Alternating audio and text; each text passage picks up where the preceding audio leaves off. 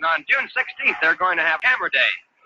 So all you camera fans, from 12 to 12:45, you can take pictures, and there will be prizes awarded for the best pictures taken. That's Camera Day, June 16th. Also Ladies' Day. Moving to the box.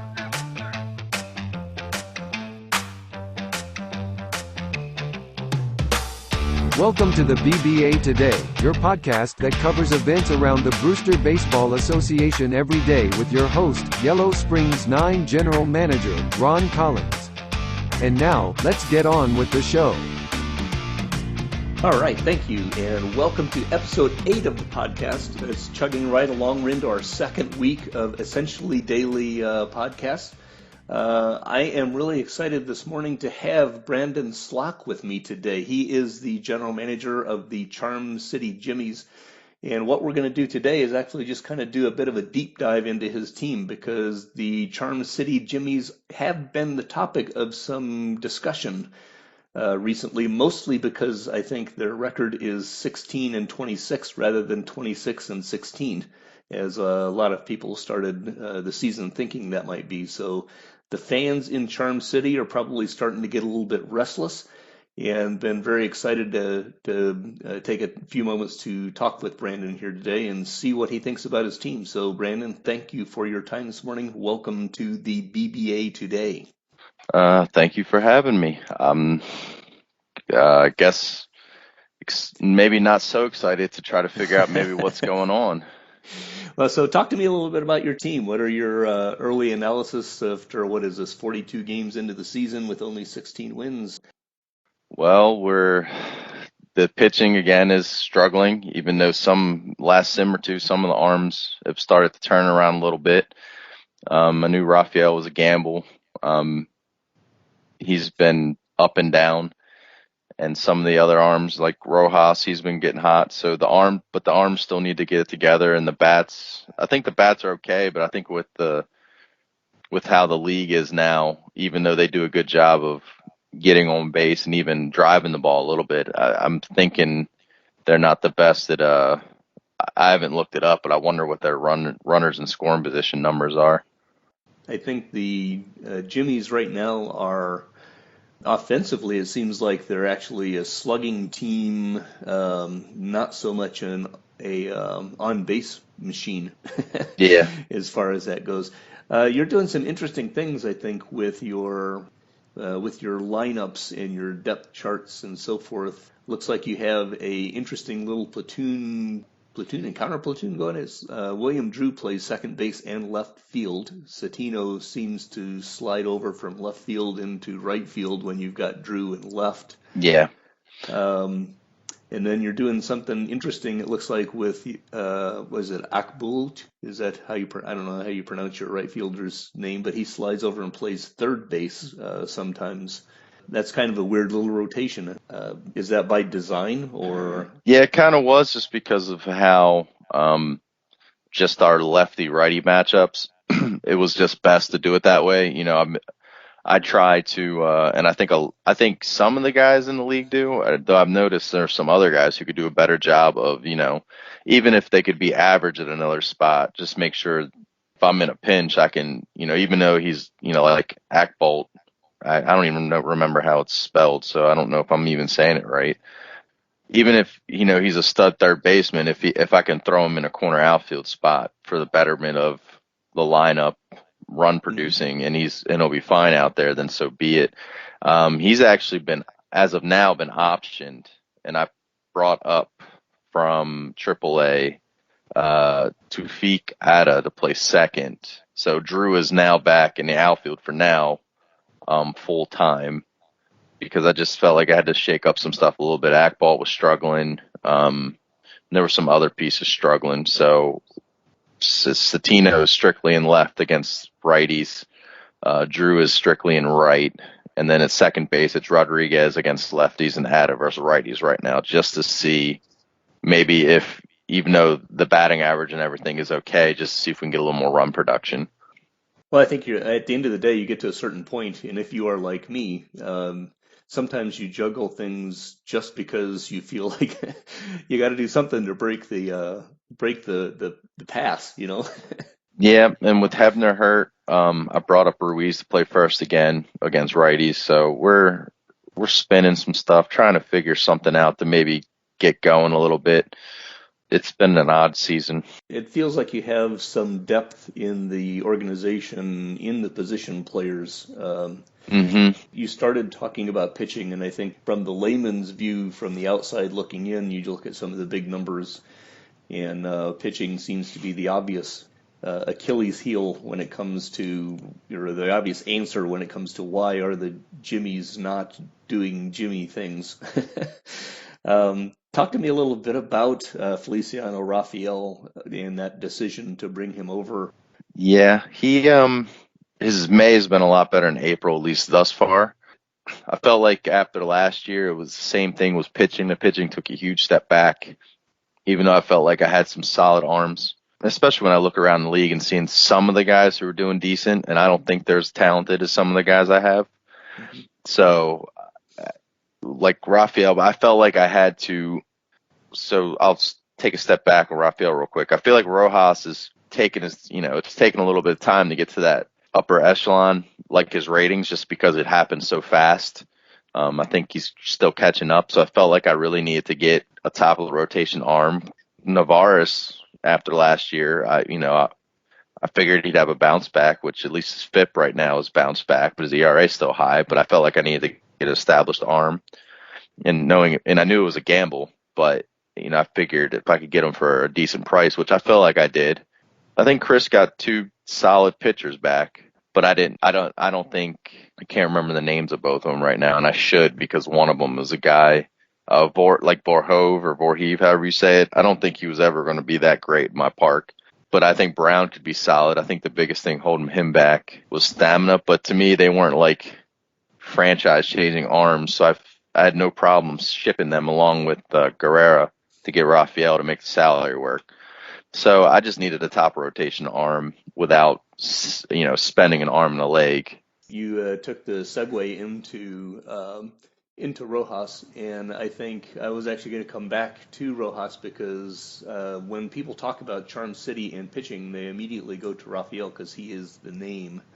To me, Luis Rojas is your ace and is the guy of the future. Also, he's an interesting case because he's 27 and he really just now seems to be becoming the pitcher that he should be. I'm interested in his career path. How have you seen him actually grow? He's a bit of a surprise to me because I haven't been watching him. I mean, he's a surprise to me too. I took him on because I needed a reliever. He was basically a reliever at that point. I think he had three pitches still, but I'm not sure where the development of them were. Um, but I traded him for, and we joked on the one AF was AFBI about trading him a crappy catcher, but he actually had a solid year for Lane. Mhm. But it was basically a solid middle long relief guy for a potential backup, maybe low division starting catcher.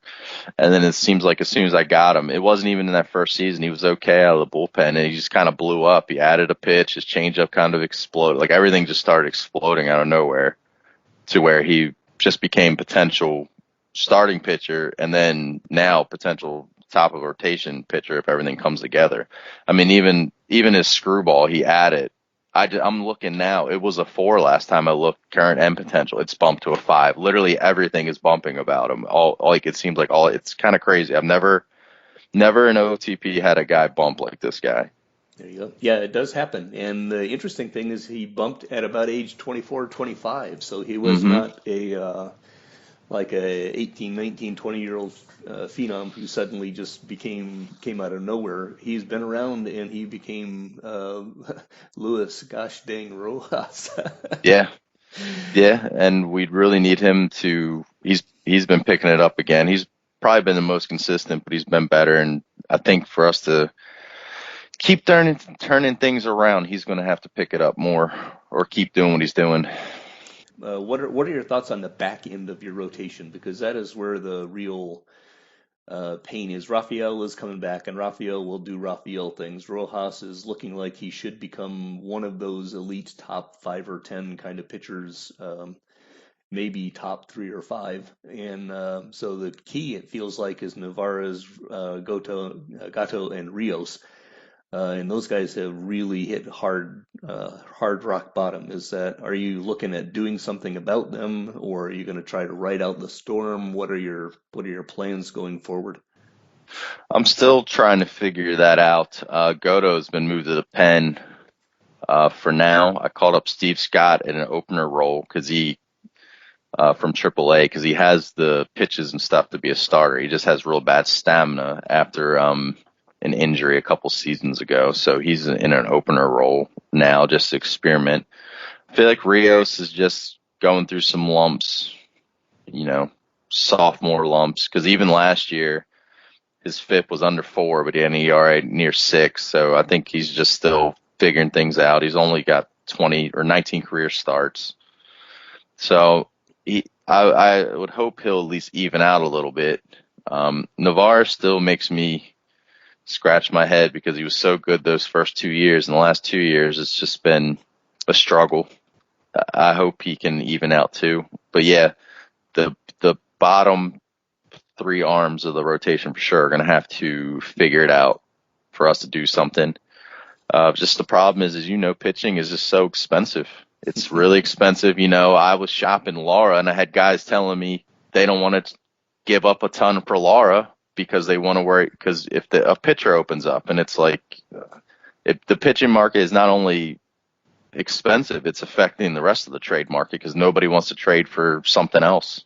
Yeah, it's effective and it's flaky. You get you talk about Navarez. I mean, Navarez, you look at his ratings, you look at his history, and you think, okay, there's a guy that at least shouldn't hurt me. Mm-hmm. But there's a bunch of those around the league, right? There's a bunch of guys who you look pretty good. They've got some pedigree, but they're hit and miss. Some of them are fantastic, and others you'd rather not have pitching for you. So let me take a go ahead. I was going to say real quick, I just noticed about Navarez, which is even weirder. He's a lefty. His OPS versus right-handers is under 700, but against lefties is over 800.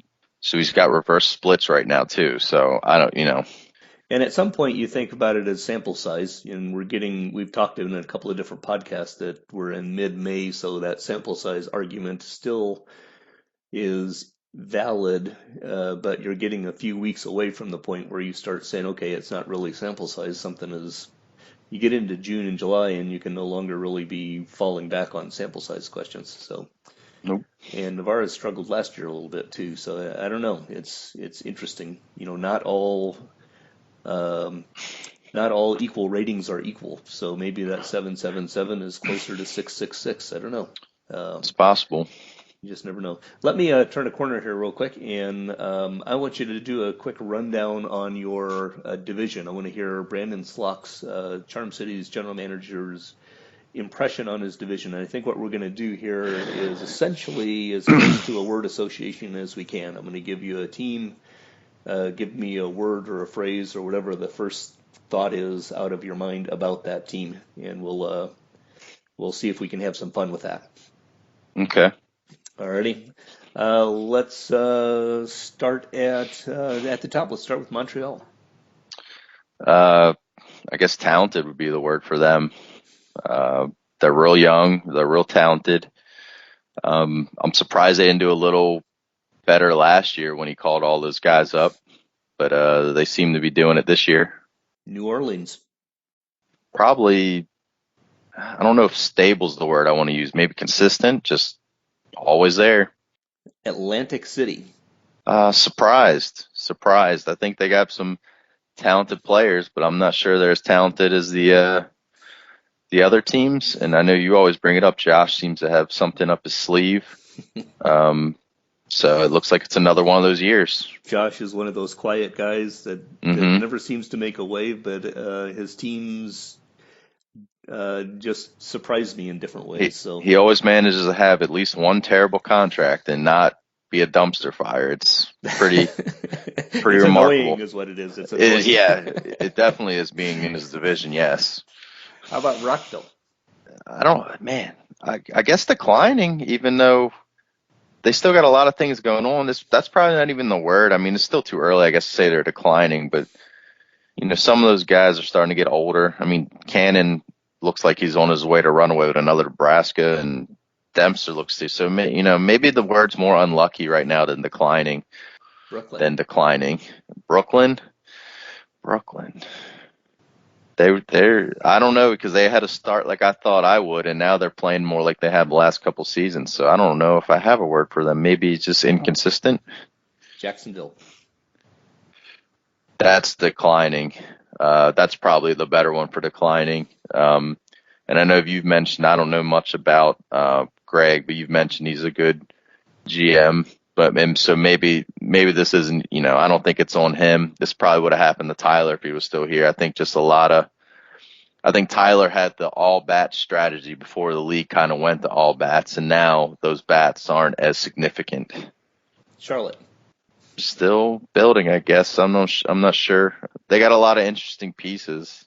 It's tough to peg a word when I think about that. They've been doing everything they can to get talent, and I definitely can appreciate that. Man, maybe up and coming. They're still way down there, so I don't know. I don't have a word for Charlotte because they have work to do. You're Alrighty, right. Charm City.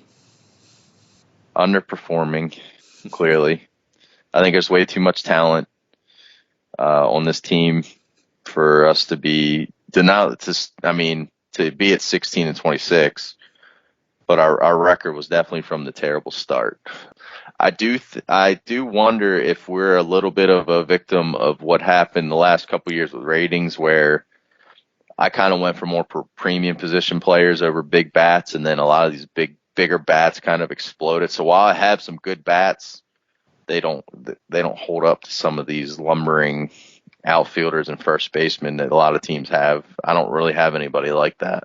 Let's wrap this up. I want to give you one more quick question. Where do you project Charm City to end the season at this point? I think we still can at least nab a wild card, but it's going to take a lot. I'm having a feeling unless I make another move, it's probably not. It might not happen unless I make another move for probably pitching, just because there's some teams that aren't performing to their potential that are still above me that don't have a wild card spot. And I was wondering who I was going to replace to get in the playoffs this year, because all those teams were still pretty solid, but I felt good about getting the playoffs. And now I got teams above me that I didn't expect, and I got teams above me I did expect. So I got a lot of climbing to do to get to the playoffs. I think we can still do it, but I'm not sure we will, be honest with you. I appreciate you taking your time here this morning to give us a run through of one of the most enigmatic teams in the league right now. And good luck going forward. I definitely expected to see the Charm City Jimmies in the playoffs, and if you can make that run, that would be quite a story. It would be nice. We've been waiting a long time.